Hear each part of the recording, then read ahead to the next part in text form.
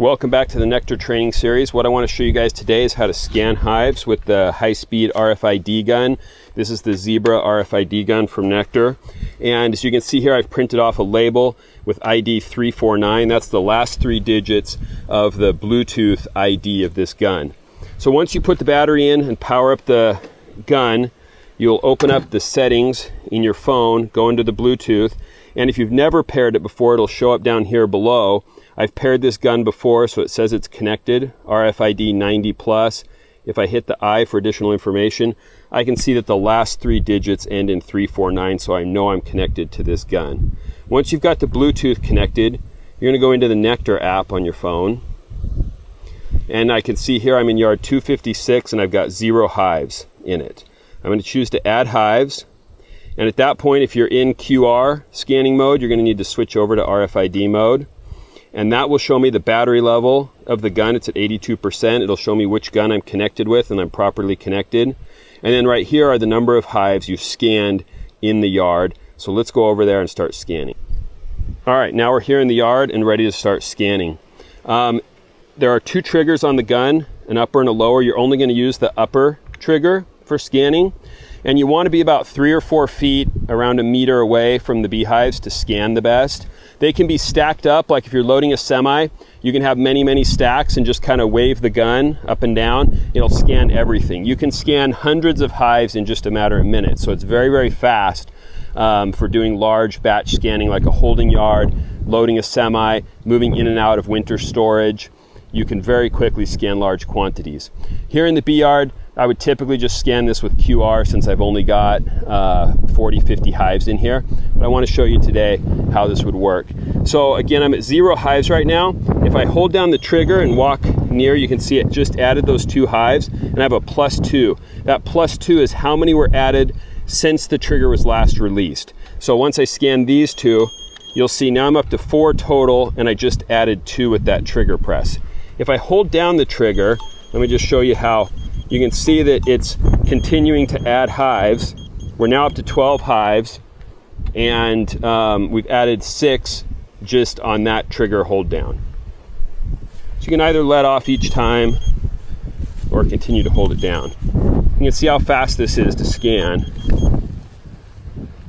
It's basically as fast as you can walk around the yard, you'll scan the hives. Okay, so there's half of our yard with 24 in. And I'm just going to sit here and walk along. I mean, again, this is as fast as I can walk. I can scan. It's almost instantaneous. Sometimes you will get the hives on the back side of the pallet.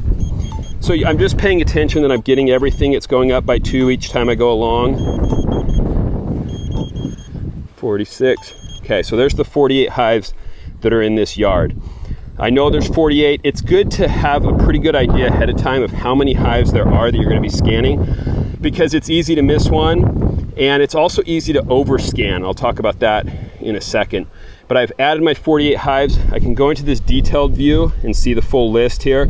So if I missed one in the yard, I could scan through and try to figure out which one that was. Or if I didn't want to add a particular, say I had a tag that was in my pocket that was accidentally scanned, I could uncheck that from right here, and then it would not add it. But I want to add all these. I'll go back to the simple view. I'm going to click next. It says it's going to add 48 new hives to yard 256. I could do a submit and inspect. If I had done additional work today, like fed syrup, done a mite treatment, we could do that as well at this time. But I'm just going to hit submit. It says 48 hives were added to yard 256, and now yard 256 shows 48 hives in it. So that's how you scan hives quite quickly with the Zebra RFID gun. And now I'm going to show you inside the phone how you connect. I'm going to open up my Bluetooth settings. As you can see, I've already connected to the RFID 90+. If I choose the I, it'll give me more information. You can see the last 3 digits of this gun are 349, just like the ID label that I showed you before. So next, I'm going to go into the Nectar app. And instead of QR, I'm going to select over to RFID. You can see I'm connected to the gun. It gives me the battery percentage of 94. And I've so far scanned 0 hives. I'll start walking around the bee yard, and you'll see how it's adding the hives each time I press the button. I'm just holding it in. If I let go of the button, it will erase that small +12 in the top right, and it will just show me how many each time I press the button. So now I'm only pressing the button at each pallet. And you can see it's just adding the 2. As long as I hold down the scanning button, it will just continue adding, and that number will continue to increase. You can see how fast that was for me to walk around the yard, and I was doing it quite slow just for demonstration purposes. Now that I have those 24 scanned hives, I'll hit next. You can see I have 24 new hives being added to the yard, and I can submit the report. That will also update the boundaries of the yard and now increase the count up to 24. Now that you saw how fast it is to scan a bee yard or even hundreds of hives with the RFID gun, you might be thinking, this is great, why would you ever use anything else? Well, the RFID gun has a lot of drawbacks. Let's see if I can go through all of them here quickly. So if you have any tags, the gun is so sensitive that if you have tags, say in your pocket of your bee suit or anywhere nearby that are not on a beehive, it will scan those tags. So if you accidentally left the box of tags sitting on top of a pallet in the yard or even nearby on a pickup truck, it will scan those. So it's super sensitive and very easy to accidentally overscan hives. Another issue that we've had is they're quite expensive. They're about $1,500 per gun, and they're not that reliable. Our first one broke within a couple of months where the trigger ceased to register clicks. It also has just a lot of user drawbacks. To turn it on and off, there is no on-off switch. The only way to turn it off is to open up the bottom and remove the battery. And then to turn it on, you put it in and lock it, and it will power up. Now, it will go into a sleep mode after about 20 minutes, but it will still continue to drain the battery. So it's very easy to find that the battery's dead if you just leave it in a work truck. Now, how would you know the battery's dead? You won't, because there's no battery indicator on the gun. There's no way to know what the battery level is other than pairing it with a phone and then opening up the Nectar app and then choosing Add Hives and then choosing the RFID option and then looking at the battery level. So a lot of steps to check your battery level before you go out in the morning or know what your charge is on the gun. There are 3 lights right here, but they're not very useful, and you can't see them in anything lighter than a cave. So if you got your bees outdoors, you're not going to be able to utilize these lights for any purpose. Another issue is I wish that the phone would mount to the top of the gun so you'd be able to easily see what you're doing as you go along and scan hives. But there is no mount, so you got to kind of hold the phone in one hand and then have the gun in the other hand as you go around.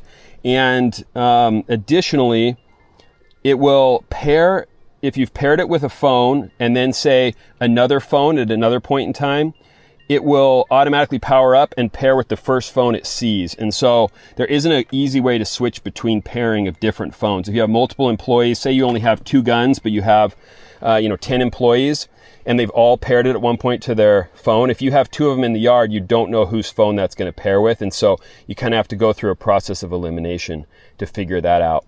And finally, one of the biggest drawbacks is the battery. As I mentioned, the battery comes out the bottom, and you'd think that you could just remove it and then snap it into a charger, right, to charge it. Well, you can't.